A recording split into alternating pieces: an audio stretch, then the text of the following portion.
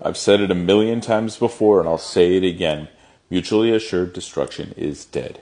Mutually assured destruction is dead.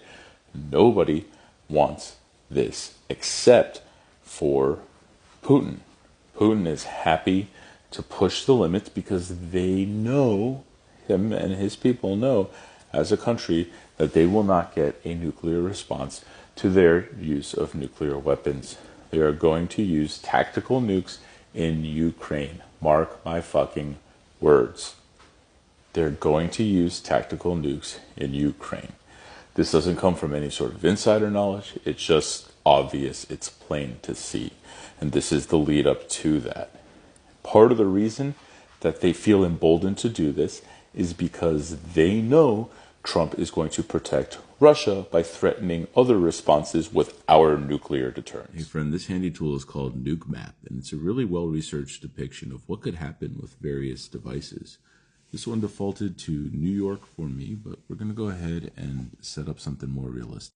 Now the first dropdown has major cities, or you can type the name in, but what we're going to do is drag this marker all the way over to Ukraine, something realistic near the border. I chose a random empty area about 30 kilometers or 20 miles from the Russian border. Now we're going to look at some sample devices. Most of these are strategic nuclear weapons, so they're not exactly relevant to what we're doing. To clarify what this means, we're on the Army's website about levels of warfare, and we've got 3: strategic, operational, and tactical. Strategical is about the national policy and national mission. And theater strategy, this is where the nuclear bombs that you are familiar with function for. This is what they do. The tactical level is for individual battles and engagements, right? These are not meant to be big. They're meant to have little fallout and meant to allow troops to continue moving into the area after the use of one. The U.S.'s primary device is the B-61, and as you can see, it's got a yield of 0.3 to 340 kilotons. For comparison, Fat Man, the weapon dropped over Nagasaki, has a yield of 21 kilotons. Because we want a tactical nuke, which is going to be used for attrition of enemy forces and not for terrorizing a country, we're going to use 5 kilotons, which is a pretty reasonable amount. We're going to set it to airburst to maximize the amount of damage to people on the ground. And we'll have selections here for radioactive fallout. And once we hit detonate, you'll see it's not very big. The effects are going to be roughly about a kilometer away from the explosion.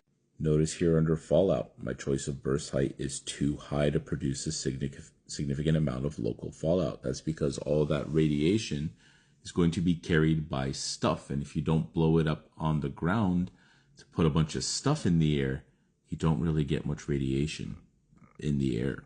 The radiation radius here is strictly for the effects of the explosion and not for fallout.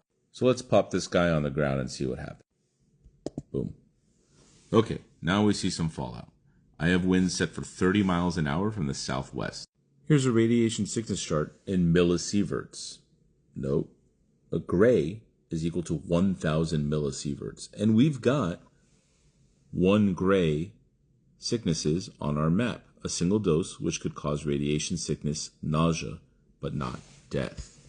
So going over to our nuke map here, the 1 gray per hour fallout contour lives well within the confines of Ukraine.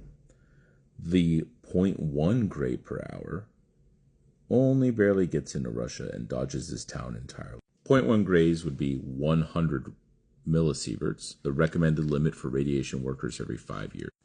Dictators have zero shame in severely harming their populations for political goals. And this, nausea and vomiting, but not death at best, is a sacrifice they're willing to make. Especially considering just how much they've already done to their own people. But anyway, I'm just a moose.